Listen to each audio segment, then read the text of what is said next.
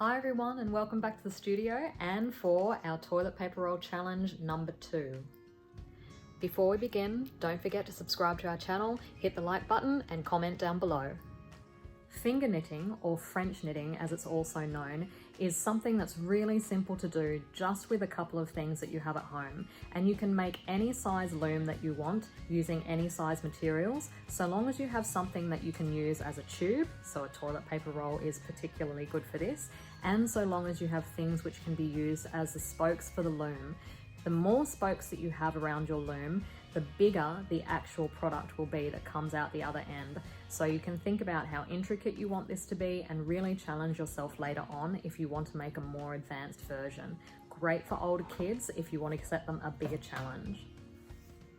So in our last challenge we did something that was really simple and great if you have early childhood or lower primary age children, as well as anyone sort of in the mid-primary range.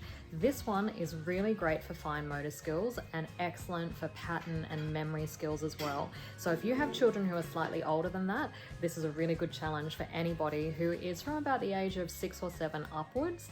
My daughter is 6 and this took her a little while to get, but she really enjoyed it once she had the whole idea of what to do. Let's get started with materials that you're going to need today. Of course, you'll need at least 1 toilet paper roll.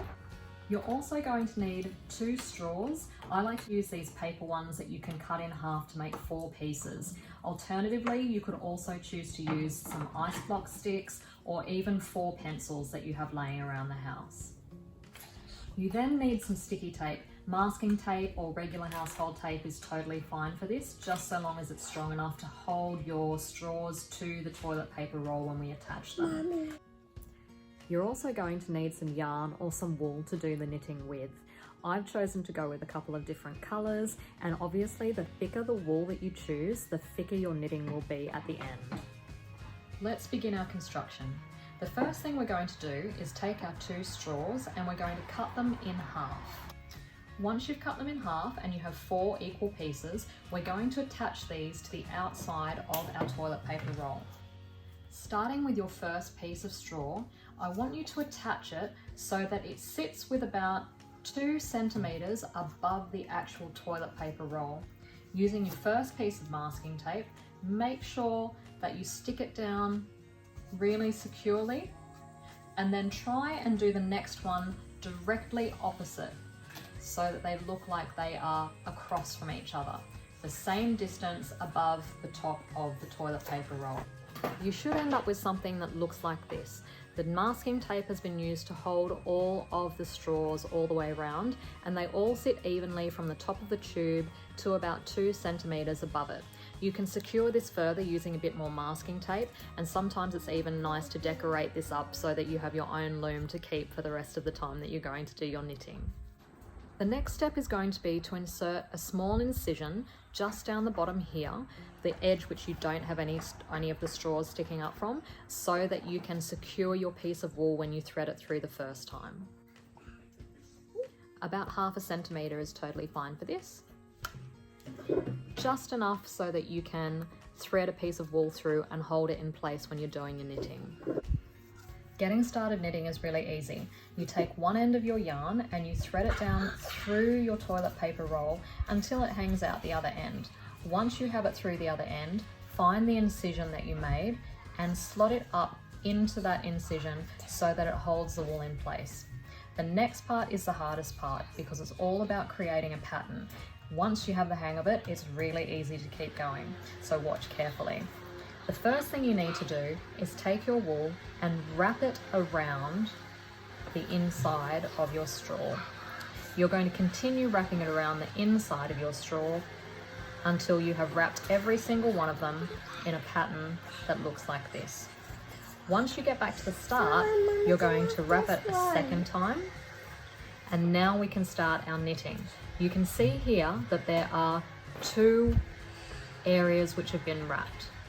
This is where we can take the bottom one and pop it over the top of the first loop.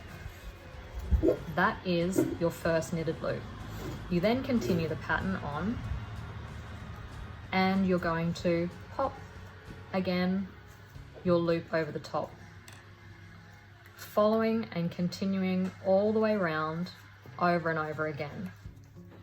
Wrapping and then popping your loop over the top. Wrapping and then popping your loop over the top. I find this exercise so good for kids' fine motor skills. It really helps them to key in on using their fingers to manipulate things, and also to get through their head how to create patterns and use rhythms in their art making, and that's a really important skill to have. This is an example of a finger knitting or French knitting which has been going on for a little while in our house. You can see that at the top it's continued with that same wrapping pattern from one to the other, and then out the bottom of your tube, as it grows longer and longer, you end up with this really cool knitted piece that goes a really long way the longer that you decide to keep knitting. I'm now going to show you how to finish the top of it so that you don't end up with loops that then just undo themselves once you take it off, because that would be really bad. This bit is a little bit tricky, so make sure when you do it that you don't lose any of the loops as you try and move them from place to place. You're just going to pick any one of your straws to begin with, and you're going to take that loop off the top of it and move it onto the next one. You'll then see that you've got a double loop here on this straw, which means that you can take the bottom one and drop it over the top. You take that one and move it to the next one, and you'll end up with a double loop again, which you can take from the bottom and drop over the top. This leaves you with just one more loop to take over to the last straw, and then take the bottom loop and drop it over the top. Once you have that, you should be able to find your end piece of yarn that you had and take that final loop off. And all you're going to do now is grab your pair of scissors, snip off the end of your yarn, and you can easily pop it through that last loop and tie it off.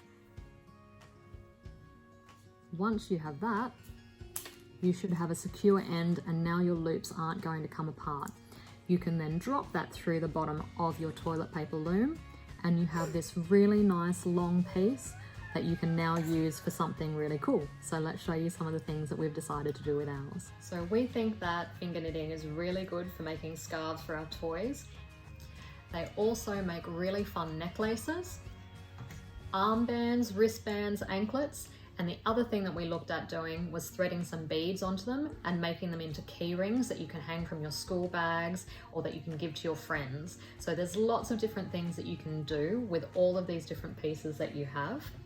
I also wanted to show you, if you wanted to challenge yourself, something else that you could do. Now, if you want to set yourself a challenge, you can always try and make a much bigger loom. With this one, I've just taken a big roll of packing tape or masking tape, and I have added a whole heap of straws all the way around. And this one is going to make a really big knitted piece coming out the other end of it. So Zara has set herself a challenge, and she is going to give this bad boy a go. I hope you all enjoy your finger knitting and French knitting as much as we have been enjoying it in our house. It really gives you something to do with the kids that can last for days. Now, this is just the second part of 3 series of toilet paper art making skills that we're going to do. So tune in next time for our next installment for that, and also for some really fun Easter art making activities, given that it's coming up to Easter. I hope you guys enjoyed that, and I will see you all again soon. Bye.